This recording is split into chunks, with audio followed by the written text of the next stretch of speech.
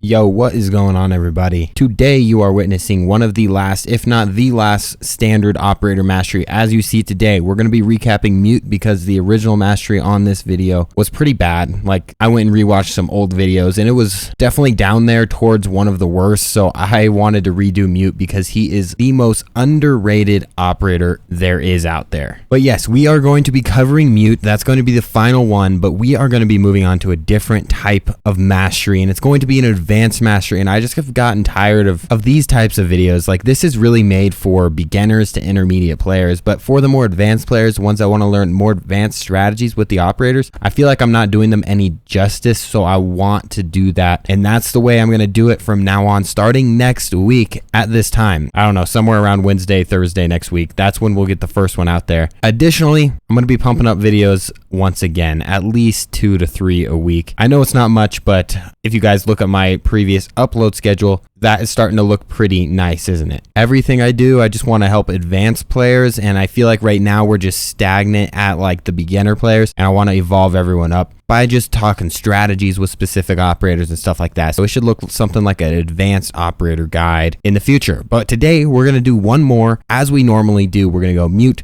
we're going to go over the loadout to use, and we're going to go over every single thing about the gadget specifically, but not too in detail about anything beyond that. So as for my suggested loadout, it has changed a lot because the MP5K back when I made the video didn't have the 1.5 times, and now it does, and that makes it actually quite viable in the grand scheme of things with a muzzle brake. Now, this makes this operator a lot viable for newer players because you don't need to be really good at the SMG-11, which I know is a hard gun to control. Now, if you are a more advanced player and get the hang of the SMG-11, which is something I highly recommend, I would use the shotgun and the SMG-11. You will have a shotgun for very close range situations, rotation holes, anything of that nature. And then you have the SMG-11 to go be your SMG instead of having to use the MP5K. But with the 1.5 times, I really don't mind it. Either way is just fine. Now, the gadget, no brainer, you're going to want to pick a C4 here. C4 is usually the best choice anytime a C4 is available. So for the final ever edition of the operator mastery as we know it today, I'm going to be switching up the map. We're going to go out of Clubhouse for good old sake. We're not going to do Clubhouse. So we're going to talk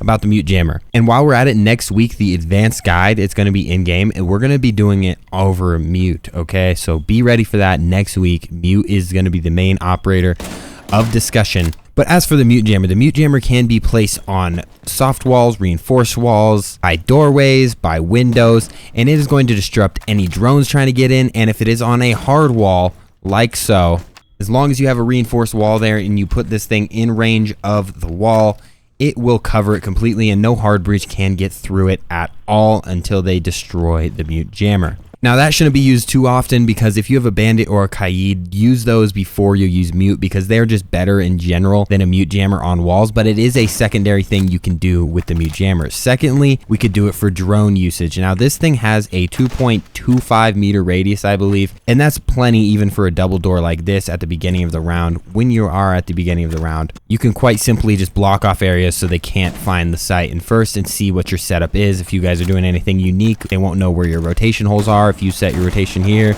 they're not going to know that. Well, they probably will because this is common, but if you had any unique setup, they're not going to be able to see it if you mute off the entire boundaries. Now, secondly, once the round actually starts, you're going to want to put your Mute Jammers somewhere where they are actually offset.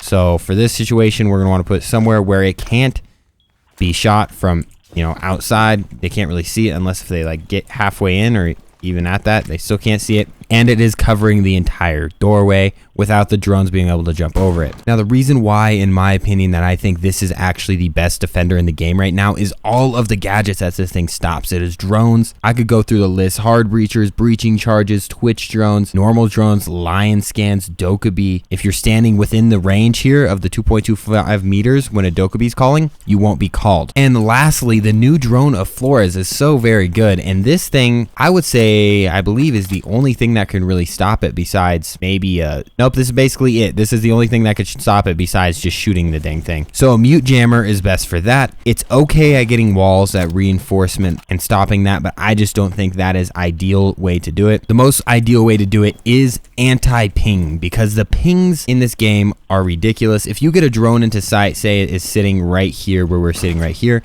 you could Z-ping And you will probably not know any idea of where the drone is sitting if you're chilling right here, and you could get wall banged through the window just by someone out there because you got pinged from a drone that's somewhere where you can't even see it. Now, if you had a mute jammer there, you can't get Z-pinged because the drone could have never got in. So if you had a mute jammer there and every other surrounding area, so there's no mute jammers allowed in this meeting room, then you're going to be set and ready to go. Lastly, to wrap up the gadget before we get into a proxy round, kind of a fake round of what I would exactly do on a site, I do want to talk about gadget placement because that is the literal most important thing with mute. It's a very easy operator. If you were to literally just say what operator is the easiest to use, fundamentally speaking, like mute jammers are pretty easy. You just could put them right there and it's going to jam the thing. It's pretty easy to get it down. However, we got to look at multiple things. Where do we actually place these? Where do we place them if we're trying to do area denial versus if we're trying to do breach denial? To start off, we're going to do breach denial. If we're trying to do breach denial, we always want to put it wherever there's two walls, and we want to put it dead center. If it is in the center, it will get both of these walls jammed. Now, the reason for this is the range perfectly fits these two walls, as you guys can see right there. It fits and covers these entire two walls. If you can see the little red right there,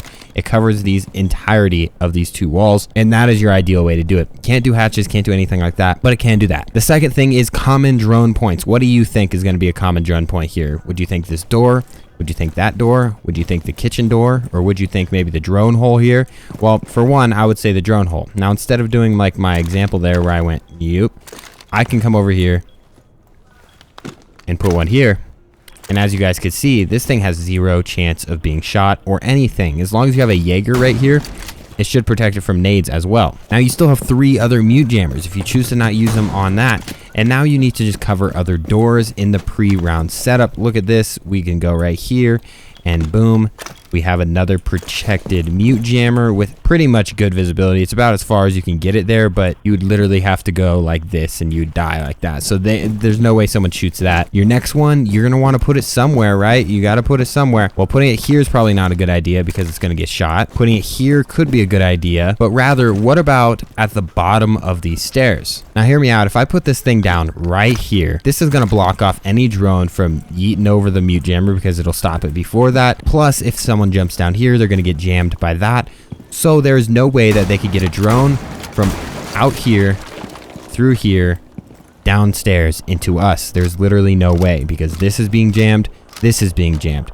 Now I could also put one right here, right? Or I could put one right here. But how easy is it for someone to just go like that, right? Like, I could destroy a mute jammer that easily. But one down here, I'm not gonna yeet my whole body down here and shoot the mute jammer just to get a drone in, because at this point, if I'm sending it this far, I might as well just go in and start being crazy. Now finally, we have one more. And now previously, if you guys know anything about mute jammers, is they actually do have a little bit of vertical range. Now this has been nerfed, and in the past it was very, very powerful. Like if I was to put this there, it would block anything from even above us, like right here, jam everything. It still partially does it, but it really doesn't do it as well, so I wouldn't recommend that entirely. However, we need that last line of defense, and in my situation right here, I think right here would be the best spot for that, because someone should be probably playing this room, or at least have a rotation here, and you don't want them to get full access to everything, so putting one here is probably a good idea. Now that leaves us with one thing. If they slip a drone right around this edge, which is unlikely, but it's possible, they slip it all the way right here, and this is the only place you'll ever see drones come through. You tell your team that, you communicate with your team of that, exactly what I said right there. You tell them, okay, I have everything jammed off except garage double door. Okay, people, if they hear a drone, that should be where they should look. If they don't care, then well, you're playing with the wrong people, or you're solo queuing, either way. But communication is key with every single operator, including mute. So now we're gonna hop into a proxy round. This is exactly what I would do to start off from the start. I would first block the drone hole right here, and this is just me thinking through, or at least speaking through what I think. And I'm going to go ahead and start by reinforcing these walls, assuming no one else is doing it. Usually you'll at least have one other teammate come through, so he will go ahead and reinforce that one. That is basically how I think of it.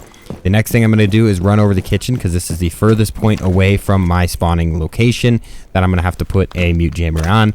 And as we've stated before, we thought this through. This is going to cover that. And now I'm going through and placing my final 2 drones. Now, in our case, I like to put my drone up here, because I think it blocks pretty much as you can block with the drone right here. The last drone, as we've stated, we could put it here. We could put it pretty much anywhere. If we wanted to, we could just put it dead center right here. I stated why I don't think you should do that, but it could work. You know, it could block things off, but usually you should have a teammate right here. At this point, we're about 30 seconds in, so we should be good to create our rotation holes or whatever we're trying to do and figure out where we're going to play the round, which we should already have a good idea of what we're going to do. But in this situation, I'm going to play this little office right here because that's just what I want to do. So I'm just making rotation holes around the map where I want rotation holes, which in this case, I want them here and where I already put them. And now we are masters of mute. Psych, stay tuned for next week. We are going to have a in-depth mute mastery. I can't wait to get going on the advanced masteries because these are very simple and most players probably already knew what we talked about, but next week you guys are going to get some advanced tips and tricks with mute, including real in-game things, because genuinely I can only show so much for a custom match, and to get the basics off, it's way better to do it in a custom match rather than just like trying to like flex on you guys in a public match. It just doesn't make any sense. But if you are ready for that, please do like and please do subscribe. I'd appreciate it a lot. Have a great rest of your day. Peace out.